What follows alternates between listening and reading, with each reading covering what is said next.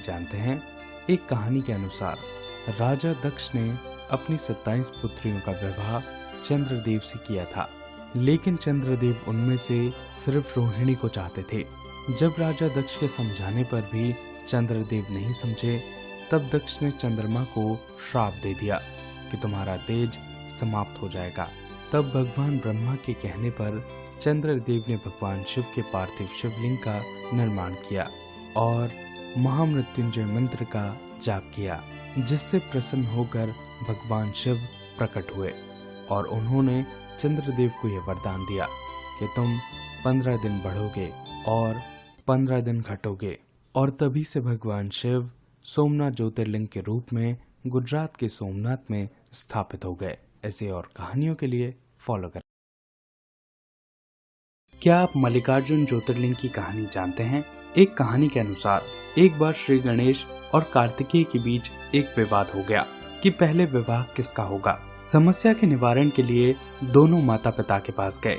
समस्या के हल के लिए एक प्रतियोगिता का आयोजन किया गया, जिसमें धरती के 3 चक्कर लगाने थे। कार्तिकेय तुरंत चक्कर लगाने के लिए निकल पड़े, जबकि श्री गणेश ने माता पिता के 3 चक्कर लगाए और यह तर्क दिया कि माता पिता ही संपूर्ण संसार होते हैं, और इस तरह भगवान गणेश का पहले विवाह कर दिया गया। निर्णय से दुखी होकर कार्तिकेय क्रोंच पर्वत पर जा बसे। जब माँ पार्वती और पिता शिव कार्तिकेय को मनाने के लिए वहाँ पर पहुँचे, तो कार्तिकेय और आगे चले गए, पर देवों के मनाने पर कार्तिकेय मान गए। तब भगवान शिव मल्लिकार्जुन ज्योतिर्लिंग के रूप में आंध्र प्रदेश के श्रीशैलम में स्थापित हो गए। क्या आप महाकालेश्वर जी की कहानी जानते हैं? एक कहानी के अनुसार उज्जैन नगरी में वेदप्रिय नाम के एक ब्राह्मण रहते थे। उनके 4 बेटे थे। वे मिट्टी के शिवलिंग बनाकर उनकी पूजा पाठ किया करते थे। उस समय रत्नमाल नामक पर्वत पर दूषण नाम का एक दैत्य हुआ, जो बहुत ही अधर्मी था और जिसे कभी न पराजित होने का आशीर्वाद प्राप्त था। जब दूषण उन सभी निर्दोष लोगों को मारने के लिए पहुंचा, तब भी शिव भक्त घबराए नहीं और वे सभी शिव भक्ति में लीन थे। तभी मिट्टी के शिवलिंग की जगह भगवान महाकालेश्वर प्रकट हुए और उन्होंने अपनी हुंकार मात्र से दूषण नामक राक्षस को भस्म कर दिया, और तभी से भगवान महाकालेश्वर उज्जैन नगरी में वास करने लगे। ऐसी और कहानियां सुनने के लिए क्या आप ओमकारेश्वर ज्योतिर्लिंग की कहानी जानते हैं? एक कहानी के अनुसार एक बार भगवानों और दानवों के बीच एक युद्ध हुआ, जिसमें दानव विजय रहे और उन्होंने तीनों लोकों में हड़कंप मचा दिया। तब भगवान इंद्र ने भगवान शिव से प्रार्थना की कि वे एक बार फिर से पुनः शांति स्थापित करें। तब भगवान शिव विंध्य पर्वत पर नर्मदा नदी के बीच से ओमकारेश्वर रूप में प्रकट हुए और उन्होंने दानवों से एक भयंकर युद्ध किया और दानवों को पराजित करके एक बार फिर से तीनों लोकों में शांति स्थापित की। तभी से भगवान शिव ओमकारेश्वर ज्योतिर्लिंग के रूप में मध्य प्रदेश के खंडवा में स्थापित हो गए। ऐसी और कहानियां सुनने के लिए फॉलो करें।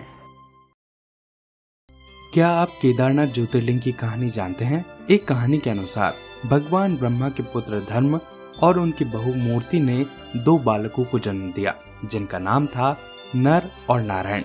वे दोनों बड़े शिव भक्त थे और वे बद्री वन में पार्थिव शिवलिंग का निर्माण करके भगवान शिव की पूजा करते थे। भगवान शिव उनकी पूजा ग्रहण करने के लिए हर दिन पार्थिव शिवलिंग में वास करते थे। एक दिन जब शिव बेहद प्रसन्न हुए, तो उन्होंने उनसे वरदान मांगने के लिए कहा, जिस पर नर और नारायण ने कहा, भगवान आप इस स्थान पर विराजमान हो जाइए, जिससे संपूर्ण लोक का भला होगा। तब भगवान शिव केदारनाथ ज्योतिर्लिंग के रूप में उस स्थान पर स्थापित हो गए, जो आज उत्तराखंड के रुद्रप्रयाग जिले में स्थित है। क्या आप भीमाशंकर ज्योतिर्लिंग की कहानी के बारे में जानते हैं? एक कहानी के अनुसार भीम नाम का एक राक्षस था। वह अपनी माता करकटी के साथ रहता था। भगवान श्री राम ने भीम के पिता का वध किया था और अगस्त मुनि ने करकटी के माता पिता को उनके दुस्साहस पर उन्हें भस्म किया था। तब क्रोधित होकर भीम ने ईश्वरों पर हमला किया और उन्हें हरा दिया। इसके बाद उसने राजा सुदक्षिण पर हमला किया और उन्हें जेल में डाल दिया। तब राजा ने एक पार्थिव शिवलिंग बनाकर उसकी आराधना की। जब भीम ने उस शिवलिंग पर हमला किया, तब भगवान शिव प्रकट हुए और उन्होंने अपने तेज से भीम को भस्म कर दिया। भीम से युद्ध के कारण ही शिवलिंग का नाम भीमाशंकर पड़ गया और तभी से भगवान शिव भीमाशंकर ज्योतिर्लिंग के रूप में महाराष्ट्र की खेड़ा तहसील में स्थापित हो गए। क्या आप काशी विश्वनाथ ज्योतिर्लिंग की कहानी जानते हैं? एक कहानी के अनुसार एक बार शिव ने खुद को शिव और शक्ति के रूप में विभाजित कर लिया। फिर उन्होंने पुरुष और प्रकृति का निर्माण किया। पुरुष असल में विष्णु का ही स्वरूप है। भगवान शिव ने उन दोनों के लिए पंचक्रोशी नाम का एक नगर बनाया, जिसमें वे दोनों प्रार्थना करने लगे। प्रार्थना के प्रभाव से पुरुष के शरीर से श्वेत धाराएं फूटने लगी, जिससे नगर डूबने लगा, जिसे भगवान शिव ने अपने त्रिशूल पर रख लिया। जब भगवान ब्रह्मा ने सृष्टि का निर्माण किया, तब भगवान शिव ने उस नगर को सृष्टि पर छोड़ दिया और लोगों को कर्मों के बंधन से दूर करने के लिए भगवान शिव ने स्वयं को एक अविमूर्त ज्योतिर्लिंग के रूप में स्थापित कर लिया, जिसे आज हम काशी विश्वनाथ के रूप में जानते हैं, जो उत्तर प्रदेश के काशी शहर में स्थापित है। क्या आप त्रयंबकेश्वर ज्योतिर्लिंग की कहानी जानते हैं? एक कहानी के अनुसार ऋषि गौतम अपनी पत्नी अहिल्या के साथ ब्रह्मगिरि पर्वत पर रहते थे। एक बार सभी दूर सूखा पड़ गया, लेकिन ऋषि गौतम के आश्रम में अन्न का भंडार था, क्योंकि वे निरंतर प्रार्थना करते थे। इस बात से बाकी ऋषियों को जलन होती, तो उन्होंने एक गाय को ऋषि के खेतों में भेज दिया। जब गौतम गाय को भगा रहे थे, तब गाय की मृत्यु हो गई। इस पाप से मुक्त होने के लिए ऋषि गौतम ने भगवान शिव की पूजा अर्चना की और उनसे ये प्रार्थना की कि वे गंगा को उस स्थान पर मुक्त करे जिससे सभी का शुद्धिकरण हो सके। तब भगवान शिव ने प्रसन्न होकर गंगा को गोदावरी के रूप में मुक्त कर दिया और वे स्वयं त्रयंबकेश्वर ज्योतिर्लिंग के रूप में स्थापित हो गए। क्या आप नागेश्वर ज्योतिर्लिंग की कहानी जानते हैं? एक कहानी के अनुसार दारुका नाम की एक राक्षसनी थी। वह अपने पति दारुक के साथ रहती थी, जिस वन का नाम था दारुक। उसे देवी पार्वती से यह वरदान प्राप्त था कि वह जहाँ कहीं भी जाए, वह जंगल अपने साथ लेकर जा सकती थी। वह एक मायावी जंगल था। एक बार उन लोगों ने कई सारे लोगों को बंदी बना लिया और दोनों मिलकर निर्दोष लोगों को मारने लगे।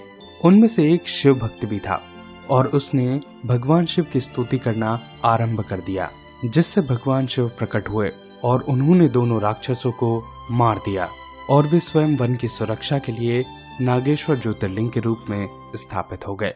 ऐसी और कहानियों के लिए फॉलो करें। क्या आप वैद्यनाथ ज्योतिर्लिंग की कहानी जानते हैं? एक कहानी के अनुसार एक बार रावण ने भगवान शिव की पार्थिव शिवलिंग का निर्माण किया और उनकी तपस्या करने लगा, लेकिन भगवान शिव प्रसन्न नहीं हुए। तब उसने एक और तप का आरंभ किया, लेकिन फिर भी भगवान शिव प्रसन्न नहीं हुए। तब रावण अपने एक एक शीश काटकर उनकी आहुति चढ़ाने लगा। जब रावण ने अपने 9 सिरों की आहुति दे दी और जब वह अपना अंतिम सिर काटने जा रहा था, तब भगवान शिव प्रकट हुए और उन्होंने रावण को पहले जैसा कर दिया और उसे बलशाली होने का वरदान भी दिया। इस कथा में भगवान शिव ने किसी वैद्य की तरह काम किया और इसलिए शिवलिंग का नाम वैद्यनाथ ज्योतिर्लिंग पड़ गया। ऐसी और कहानियों के लिए फॉलो करें। क्या आप रामेश्वर ज्योतिर्लिंग की कहानी जानते हैं? एक कहानी के अनुसार जब भगवान श्री राम समुद्र तट पर पहुंचे, तब उन्हें ये चिंता सताने लगी कि उनकी वानर सेना लंका तक कैसे पहुंचेगी। इस चिंता में भगवान श्री राम पूजा अर्चना करना भूल गए, लेकिन जब एक वानर श्री राम के लिए मीठा जल लेकर आया, तब अचानक उन्हें ख्याल आया कि वे पूजा अर्चना करना भूल गए हैं। तब भगवान श्री राम ने एक पार्थिव शिवलिंग का निर्माण किया और उसकी पूजा अर्चना की और लंका विजय होने का वरदान मांगा। तब भगवान शिव ने श्री राम जी को उत्तम वरदान दिया और तभी से भगवान शिव रामेश्वर ज्योतिर्लिंग के रूप में रामेश्वर में स्थापित हो गए। ऐसी और कहानियों के लिए फॉलो करें। क्या आप घुश्मेश्वर ज्योतिर्लिंग की कहानी जानते हैं? एक कहानी के अनुसार सुधर्मा नाम के एक ब्राह्मण अपनी पत्नी सुधेया के साथ रहते थे। तब सुधर्मा जी ने सुधेया के कहने पर उनकी छोटी बहन घोषमा से विवाह कर लिया। घोषमा एक शिव भक्त थी। वह हर दिन 100 पार्थिव शिवलिंग बनाकर उनकी पूजा अर्चना करती थी। समय बीतने के साथ घूष्मा का एक पुत्र हुआ जिसका उसने विवाह भी कर दिया। सुदेहा इस बात से घूष्मा के प्रति ईर्ष्या रखती थी और सुदेहा ने घूष्मा के पुत्र को मार डाला। तब भगवान शिव एक ज्योति स्तंभ के रूप में प्रकट हुए और उन्होंने पुत्र को पुनर्जीवित कर दिया। लेकिन जब शिव सुदेहा को दंड देने ही वाले थे तब घूष्मा के कहने पर उन्होंने सुदेहा को बख्श दिया और स्वयं घुश्मेश्वर ज्योतिर्लिंग के रूप में स्थापित हो गए।